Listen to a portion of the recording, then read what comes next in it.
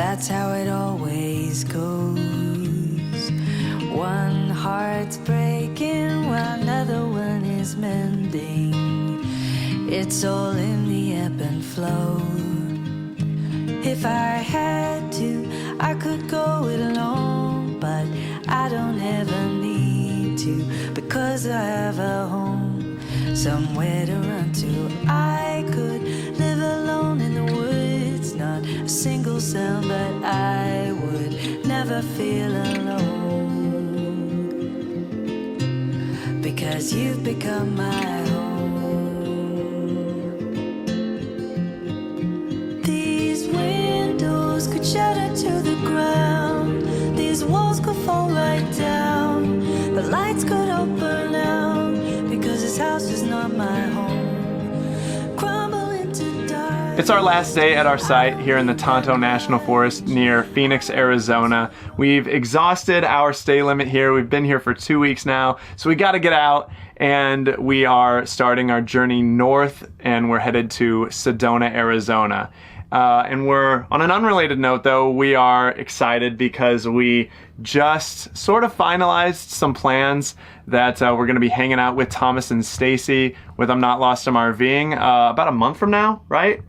Yeah, I think about a month from now. Yeah, they're going to be coming and sharing a site with us sometime in April, and we're pretty excited about that. But it has got us thinking about different travel speeds, because last time we hung out with them, Which was May of last year. yeah, they were moving sites like every 3 days, whereas we typically stay in a site for 2 weeks before moving on to the next one. So we really had to like talk with them and come to a compromise on having a travel speed that was somewhere in the middle. So we decided on moving once a week, which ended up being like way too fast for us. Yeah, we were overwhelmed with how fast we had to move, and they felt like after just like 4 days, they were just like, come on guys, I'm ready to leave. Yeah, I know, they were getting stir crazy while we were just getting settled in. It was funny, we were like polar opposites. So we're wondering how it's gonna go this time around.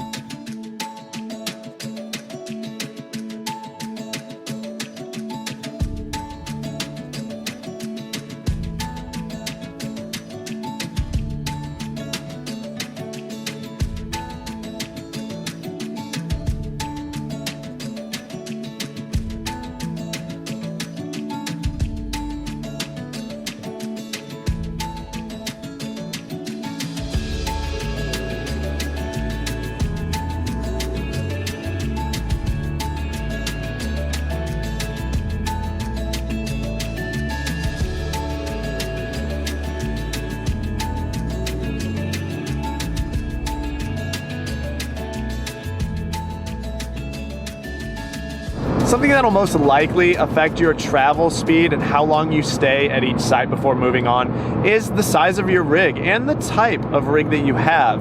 If you've got a small motorhome, I feel like you're just, more nimble. It's not as big of a pain to set up and tear down. So, moving more often isn't as big of a deal. Whereas if you have a tow behind, like a fifth wheel or a travel trailer, especially if it's a big one, it just takes longer to set up and tear down than a motorhome. So I just feel like you are incentivized to stay at a site longer because there's just more work to do. You've got to pull into the site, unhook from your tow vehicle, level front to back, side to side, put the stabilizers down, and then you've got all the setup that has to be done inside. And if you have slides, that's just another thing, and most likely you have some furniture that needs to be moved out of the way, or at least unlatched. This was definitely shown to us firsthand when we were caravanning with Thomas and Stacy, because they had a small Class B with no slides, and they just pulled on right in, up onto leveling blocks, and they were done. And that was it. We even had a little contest to see who could set up faster, and they finished so quickly. They had their lawn chairs out, and they were just sitting there leisurely drinking, watching us run all around, flying around, trying to set up as fast as we could. We got blown out of the water in setup speed. We were sweating and everything, and they were just laughing at us. Yeah, but with us flying around, we were able to get to just under 20 minutes. Yeah, I mean, under 20 minutes, we were pretty happy with that, but it typically takes us between 30 minutes to an hour to set up. It'll be on the shorter side if we're going at a moderate pace, but if we're just feeling really lazy and going really slow, it could take us about as long as an hour. And I don't know about you guys, but since setting up and tearing down just to me feels like basically wasted time, I want to do that as few times as possible, so it just kind of makes us stay at sites longer.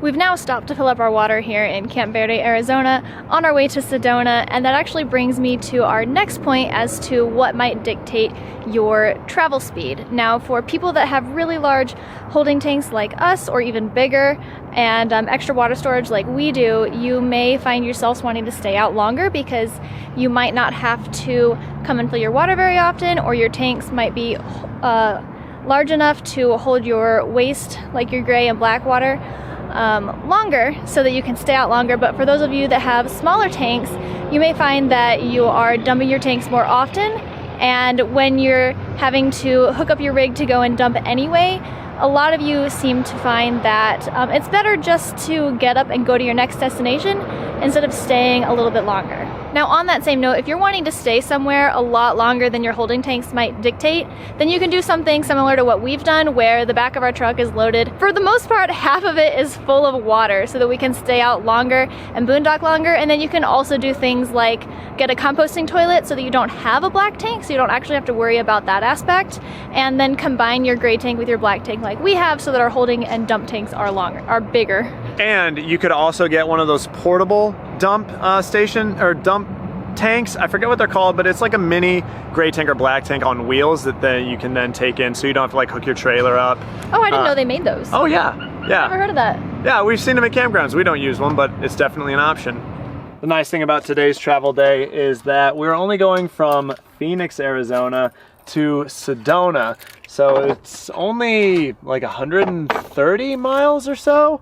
Not a very long travel day at all for us, especially lately. We've been doing some pretty decently long hauls, but we don't exactly know where we're camping. We have found just a ton of campsites in the area, and we're looking around on Google Maps or Google Satellite, and we just found a ton of spots that we can camp in, but we want to pick a site that's like perfect. So we're dropping the trailer at this like big open parking lot, and then we are just gonna drive the truck around and find, you know, really good site for us. It's gonna be a little difficult finding a site that has signal, because last time when we were in this area, signal was really spotty, but this is definitely the best way to search for a site, you know, with just the truck, because then we can go barreling down the dirt roads at like 30 miles an hour,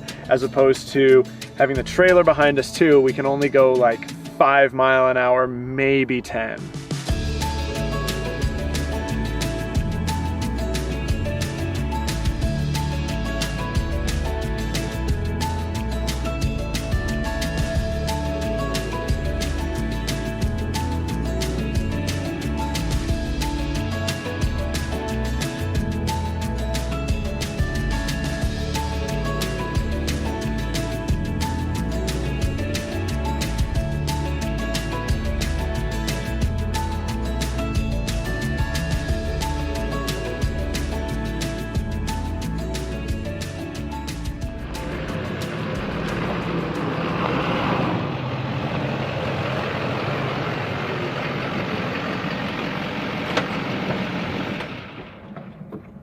All right, we found a site, finally. We've been driving around for 45 minutes at least, trying to find a site.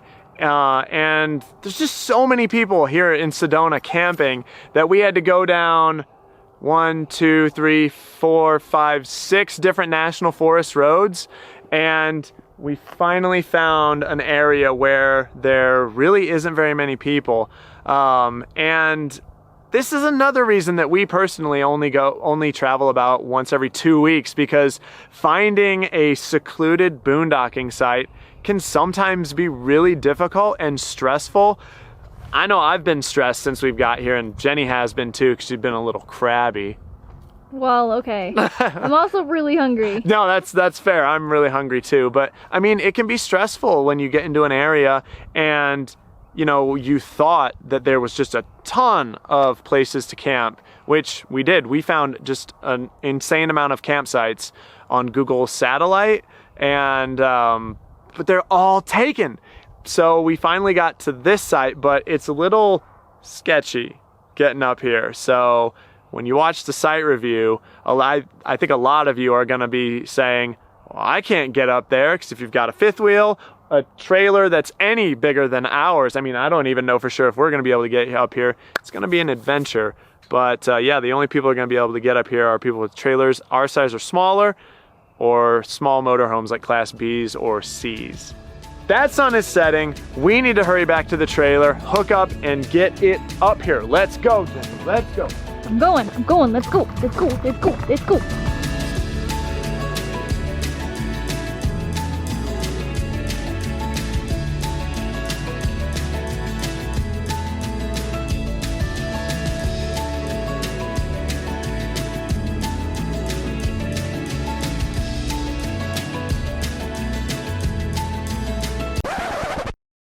I got some bad news. We went to pick the trailer up, as you saw, and then we pulled back to the area, where that campsite was that we found, and it's literally just up the road, not even a mile from where our trailer was.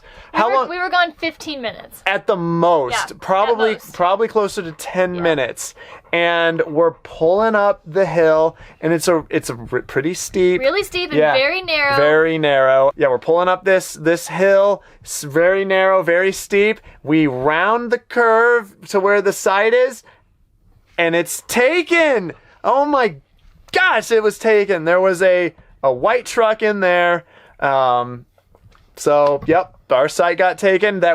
How long do you think we were out searching? An hour and a half? Hour and a half. Yeah, we were driving around for probably an hour and a half. We wanted to find, the perfect site, the best one, because this is Sedona, Arizona. It's insanely popular. And it's really, really pretty. Yeah, so there are RVers everywhere. Like, every site is taken except for just a few. The one that we found, we went way out of the way to find this one too. Like I said, it's up a really steep and narrow hill. There was that campsite. That was the last one that we could get to with our trailer. We had nowhere to turn around if that site was taken. So then we had to back down this really steep, really narrow It was bad. Road. Very bad. Nothing, like, we didn't blast into anything, but we went slow, like creeping. It took probably 20 minutes just to back out, like, at least. Yeah, just to back to the next site. So the site that we're in, the reason we didn't take this one in the first place, because it's a little closer to the highway, is that we can't get level here. So we're still hooked up to the trailer. The trailer's still hooked up to the truck because we can't get level here. We're just gonna stay the night here and then see what we can find tomorrow. I can only blame ourselves, though, for missing out on that site, because, again, if we would have gotten there just 10 minutes earlier, we would have had it. Or we hadn't screwed around looking for the perfect site and just picked one. Yeah, too. well, not even that, but we took forever to leave today. We were like, just ho-humming around. We're like, oh, it's Sedona. It's only 150 miles away, so we can just take all the time in the world in the morning. We didn't end up leaving our site until 11 o'clock, despite the fact that we hooked up the night before. Yeah. So we had very little to do in the morning. Mm-hmm. If we would have actually left like around 9 a.m. or 8 a.m., we'd have been fine. We'd have gotten here with plenty of daylight. We'd have beaten that person to that site, and we'd have been good.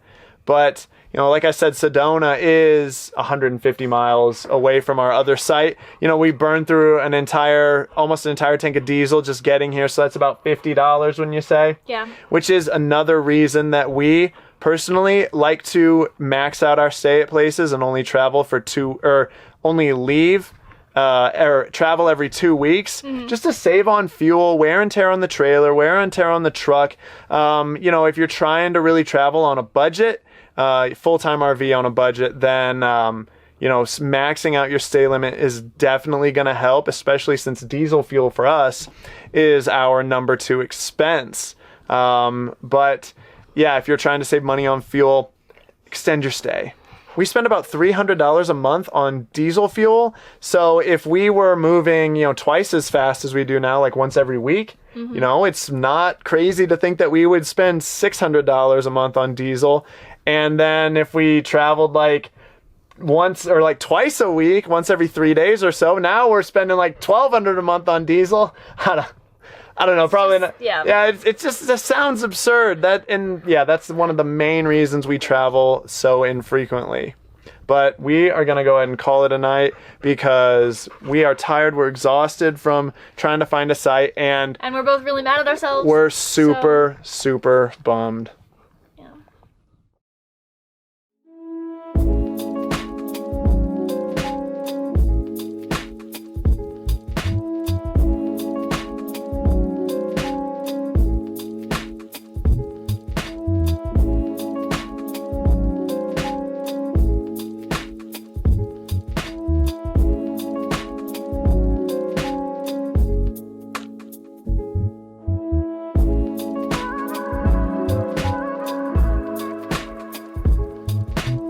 Well, it's the next morning and I just got back from going and checking that site that we originally wanted to stay in, and thankfully it's completely empty. The guy that pulled into it while we were going to get the trailer, apparently we only stayed there the night, so we got unlucky in the fact that, you know, someone slipped in from behind us and took it while we were going back to pick up the trailer, but we also got lucky in the respect that they only stayed there overnight. Now it's open for us, so we've been getting the trailer all ready, the animals ready to go too, and we only have to pull up just a little bit. That site is probably just 50 yards up the road at most. So we're gonna hop in the truck and head on up there. We would just stay in the site that we're in. It's a pretty big site too, but like we said, it's so unlevel. We actually decided to try and get the trailer as level as we could using our Anderson levelers. We pulled up onto them, but still our trailer is not even close to level on the inside, side to side. We could definitely get level front to back here, but the side to side leveling is just so bad. So heading up to take the spot we originally wanted.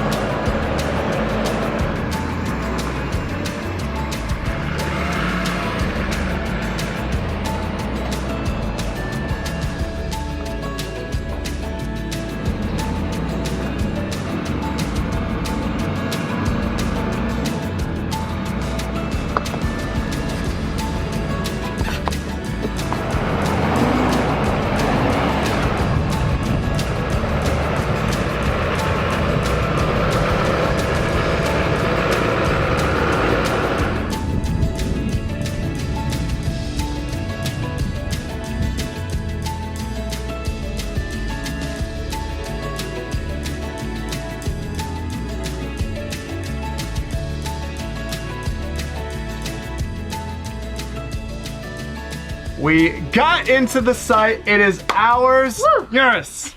And you guys saw it today. Just, you know, what we had to deal with trying to get to this site with it being taken. Well, not being taken. And then being taken as we're dragging our trailer up the cliff. Imagine getting all the way up that narrow, you know, rocky incline, and then having to back out because the site we wanted was taken. There was nowhere for us to be able to pull around up here. So, you know, this site was the only way for us to get turned around. And because there was someone in it, we couldn't pull into it in order to turn around, which means that we had to back our trailer all the way down to the next site. Yeah, and it was getting really dark. So, yeah, you guys saw firsthand some of the stresses that are involved on travel days for us as exclusive boondockers. You know, it's all first come first serve out here when it's dispersed camping. There are no reservations, so there's no guarantee that the site you wanted, the one that you thought you could get to and get in, is actually going to be open. Or that any sites are going to be open, for that matter. Yeah, if it's a really, really busy area,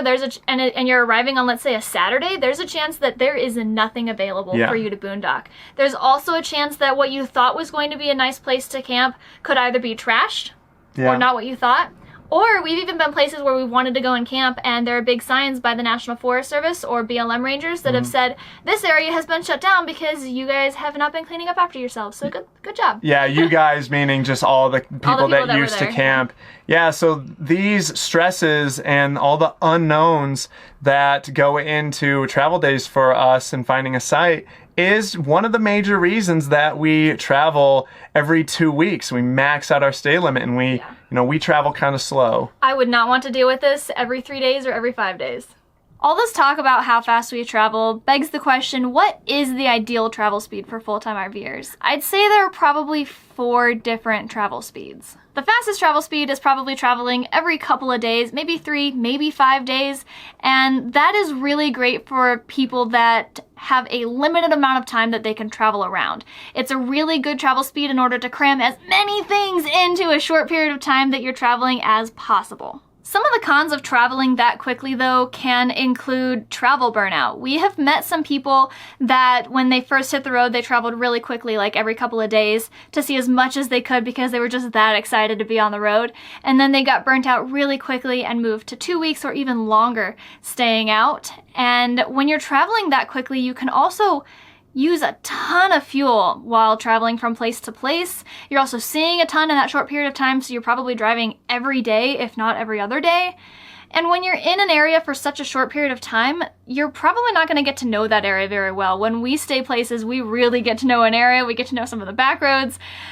We don't have to use our GPS or anything like that to get to grocery stores by the time we're getting ready to leave. So we really get to know an area. Also, when traveling that quickly, you can really miss out on some things in an area. Now, we travel every 2 weeks, and because we work on the road, we don't actually get to see as much as we really want to see in an area.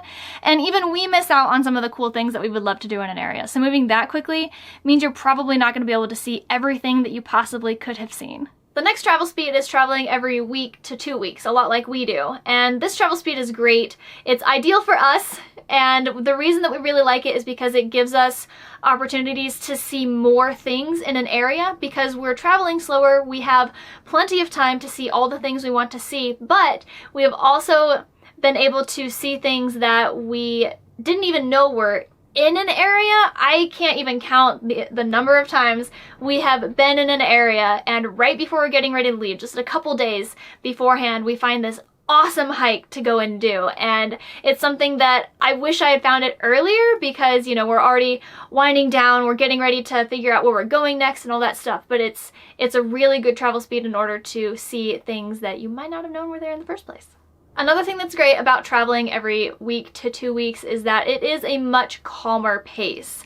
Not only are you setting up and tearing down less frequently, which if you have a really big rig or an elaborate setup, then that could be a lot of work for some of you. But also traveling slower means that it can be a lot less stressful. Now, we are already stressed out with traveling every 2 weeks because we max out our stay limit, meaning we can't stay longer than that, which, if we could, we probably would, in all honesty. But because we boondock exclusively, there are rules that we have to follow, and traveling at this pace is still stressful sometimes, especially when you're exclusively boondocking.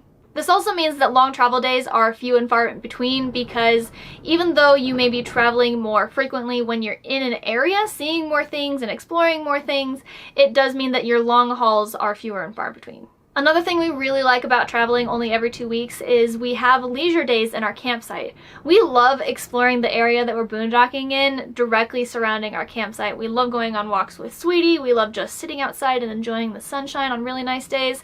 It's also an excellent travel pace in order to wait out bad weather. We have been to some places, especially when we were in Moab the first time. We were there during fall and it was raining all the time. The entire first week we were there, it rained. But luckily, because there's a 2-week stay limit, the whole second week we were there, we were able to explore. But if we were traveling faster, like every couple of days, then we probably would have felt the need to go hiking or exploring an area while it was raining. Some cons of traveling at this travel speed include that if you're a boondocker, you might run out of waste storage space, so like your gray tank or your black tank storage, or you may run out of water quickly, meaning that you'll have to either hook up and go to a dump station or hook up and go somewhere that you can get water. Now, if you're staying in an RV park, traveling only every 2 weeks or every 1 to 2 weeks can mean that you might not get the savings of someone that normally stays a month at an RV park. Most RV parks have a monthly rate. Some of them also have weekly rates, which can be nice for those of you traveling at this speed. For those of you that boondock and you're traveling every 1 to 2 weeks, that could mean that if you're going to the grocery store or you're going to go get propane or water, then you may not feel the need to come back to a campsite, meaning that it may be too long of a travel speed for some of you. And then also for those of you that get antsy staying at a place for very long, you could get bored staying somewhere for 2 weeks. The third and fourth types of travel speeds are traveling once a month or traveling every entire season.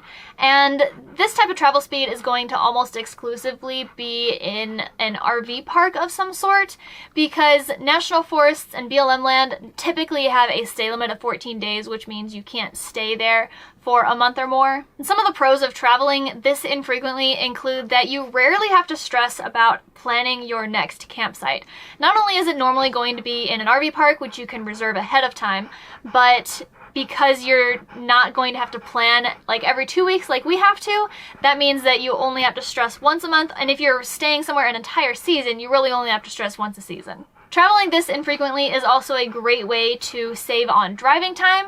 It's also a great way to save on fuel costs because you're not driving long distances as often. You're also probably going to save money on being able to take advantage of monthly RV park rates, and some RV parks we've even seen have offered seasonal rates as well, which are even cheaper than the monthly rates. This also means that you're rarely setting up and tearing down. For those of you that have really, really big rigs and elaborate setups, then this could be a great way to not have to stress and not have to set up and tear down quite as often. And this is also an excellent way to get to know an entire area. If someone is traveling around and the reason you're traveling is actually to find a place that you're wanting to settle down in the future, then traveling once a month or once a season is a great way to get to know an area, and it can really give you an idea as to whether or not you want to live there full time. Now, some of the cons of traveling at this type of travel speed is for those of us that like doing things all the time or seeing new places all the time. We can get really bored. David and I, even after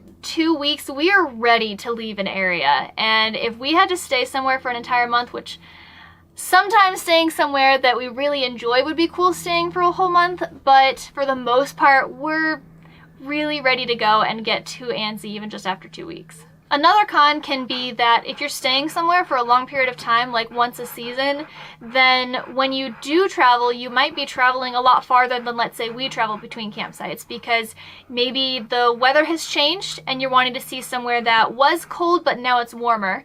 Or maybe where you're at is getting too warm or too cold and now you have to travel quite a distance to get somewhere that's a much more comfortable temperature for you. Whereas with us, we only travel, or when we travel every 2 weeks, it's between 4 and 6 hours. Even though you're going to be saving a lot of money traveling at this speed by being able to take advantage of the monthly or seasonal rates, you're still going to be spending more money in the long run than boondockers, because boondockers don't have to pay RV park sites. They may be traveling more frequently, but that's still not as expensive as RV rates. And if you're wanting to see the entire country traveling at this type of speed, it's going to take you forever. Especially if you're wanting to stop at little towns for a long time and big towns for a long time, it's really going to take you a long time to see the whole country.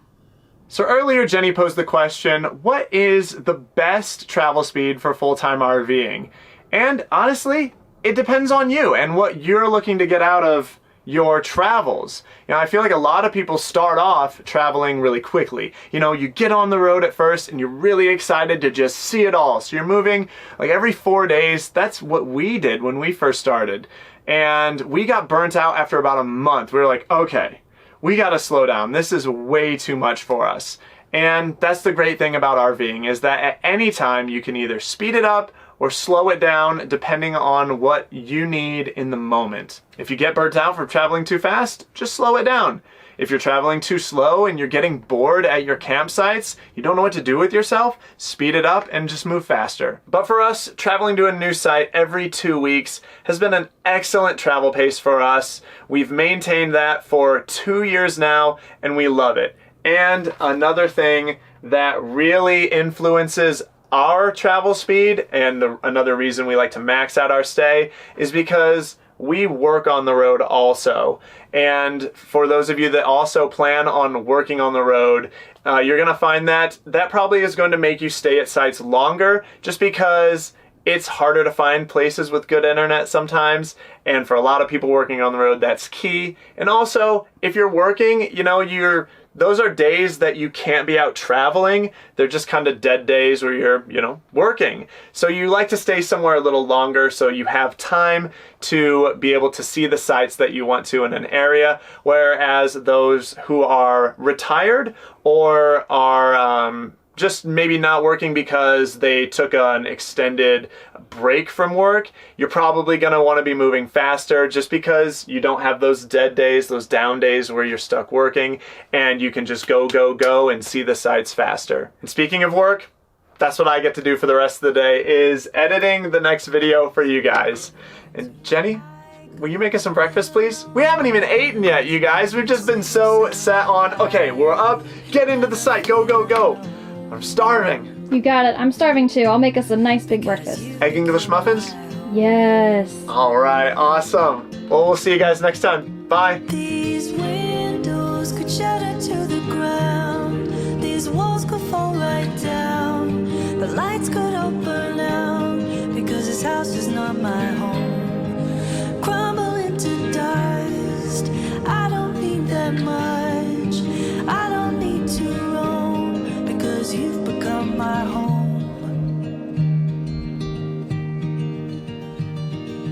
One step forward follows one step backwards. That's what it takes to grow. One life left is another that's just starting, and that's just the way it goes.